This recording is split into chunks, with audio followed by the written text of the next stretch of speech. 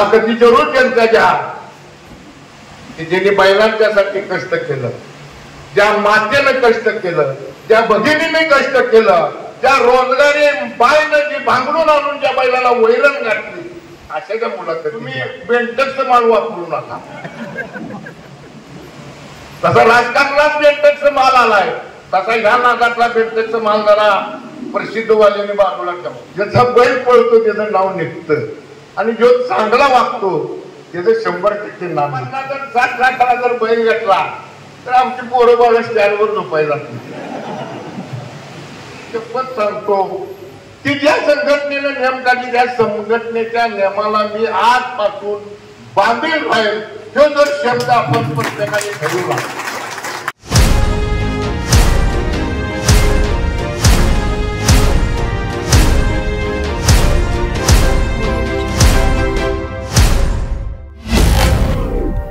आल्यानंतर त्यांची व्यवस्था करायची, दंगा करायला लावायचा, गावात आमचं तमकं.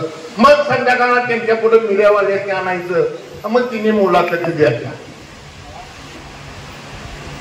मुलाखती जरूर त्यांच्या घ्या की ज्यांनी बैलांच्यासाठी कष्ट केलं, ज्या मातेनं कष्ट केलं, ज्या भगिनीने कष्ट केलं, ज्या रोजगारी बाईनं जी भांगडून आणून ज्या बैलाला वैरण घातली, अशाच्या मुलाखती घ्या.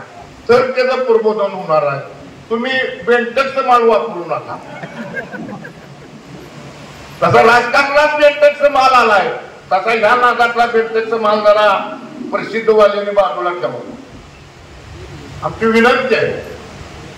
आणि मी कायम सुनीलला म्हणतो, सुनील माझं तेवढं नाव घ्यायचं तर मी सांगतो ना प्रत्येकाला, माझं नाव नाव परमेश्वर काढतो.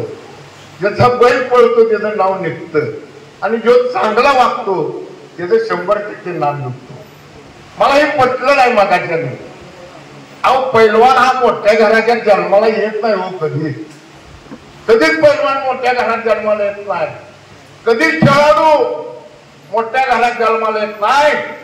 जो मातीत जन्माला येतो, ज्यांनी कष्टातनं पैसे उभा केले, कष्टातनं त्याला कष्ट करण्यासाठी घाम गाळला, रक्त जटलं, त्याच्या घरी जन्माला येतो. तसं बैल आहे हो. फक्त आम्ही मंडळी एक पाळायचा बंद झाला की दुसरा घेतो, पण तो 2-3 लाखातच घेतो. आम्ही भाईयांच्या गट आणि निंबाळकर सरागत 60 लाखाची आमची प्रॉपर्टी होता. जर आम्ही 50-60 लाखाला जर बैल घेतला तर आमची पोरं बाळ स्टँडवर झोपायला चेष्टेचा विषय. भाईयांचं नशीब आहे त्या बाबतीत.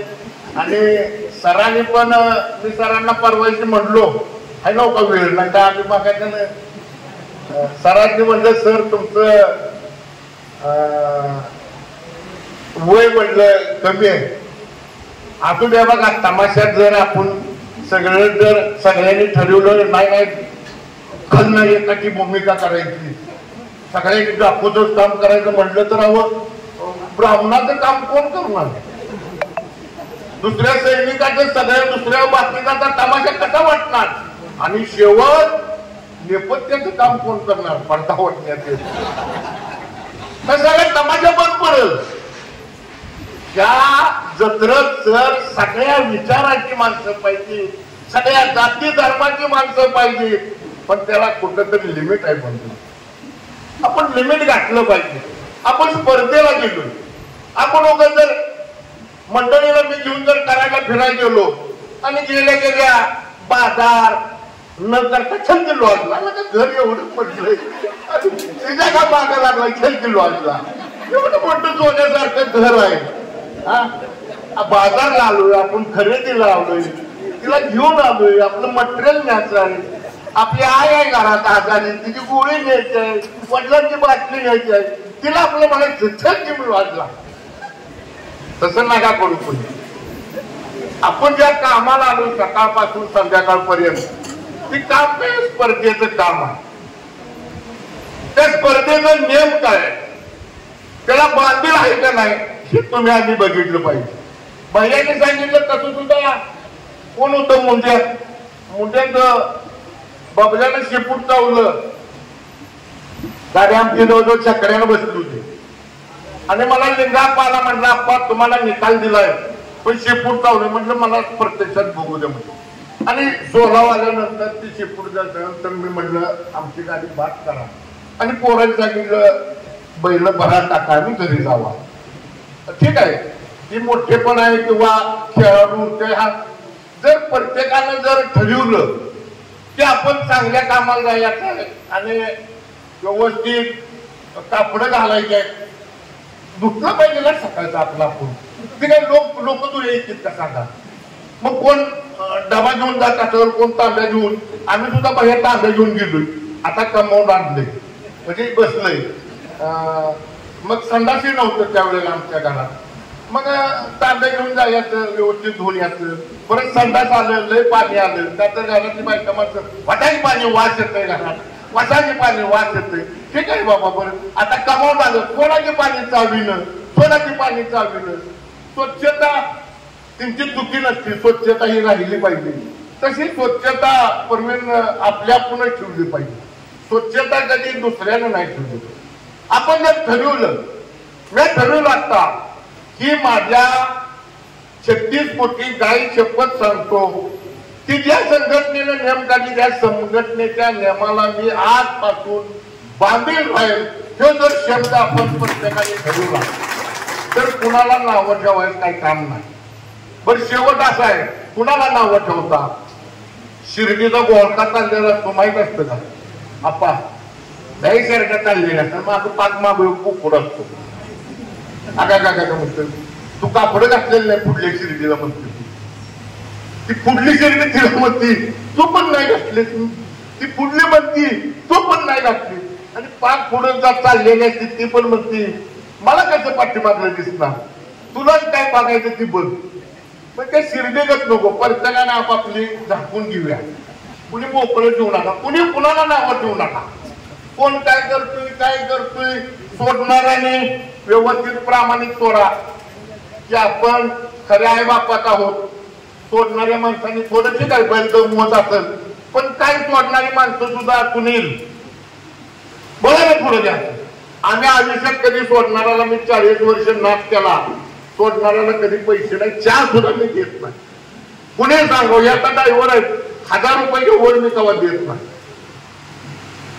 पण त्यांच्या जी पारंपरिक कौटुंबिक जीवनात जे काही सुखदुःख असलं त्या सुख दुःखात मी सहभागी होणारा माणूस आहे. कुणाचाही रातचा निदानचा फोन येऊ द्या त्या माणसासाठी उभा राहा. आता हिने गोरख आमचा लय वर्षाचा मित्र आहे.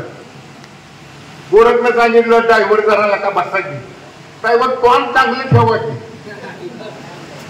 चांगलं तोंड ठेवल्यानंतर तुम्हाला चांगली माणसं भेटतील.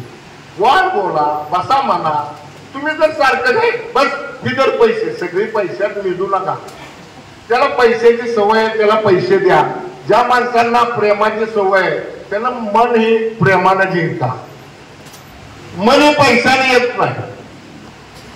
सर्वश्रेष्ठ पैसा नाही. बऱ्याच जणांना वाटतं सर्वश्रेष्ठ आहे.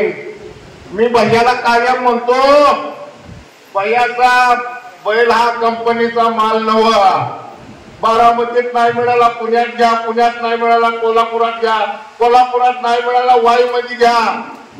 नाही हा नशिबाचा खेळ आहे. नशिबाचा नशिबाशिवाय जनावर नाही बंधू. पण ती जनावर कुणाच्या बारक्या कुटुंबात जन्माला येईल मोठ्या कुटुंबात येईल त्याच्या मोठ्या येईल. तिची जपणूक कशी करायची ज्याला ठरवलं पाहिजे. उगा आपलं मिळाला म्हणून परमेश्वर देऊन पण बघतो आणि नेऊन पण बघतो. देणंही त्याच्या हातात आहे नेणंही त्याच्या हातात आहे. पण देताना माणसाला खवायच्या असं कापड फाडू वाटतं आणि नेल्यानंतर मागली त्याची सुद्धा फाटलेली माणसाने बघितलेली. बराच काळ आम्ही बघितलाय. 40 वर्षात माणसं आली किती गेली किती विचारायची गेली.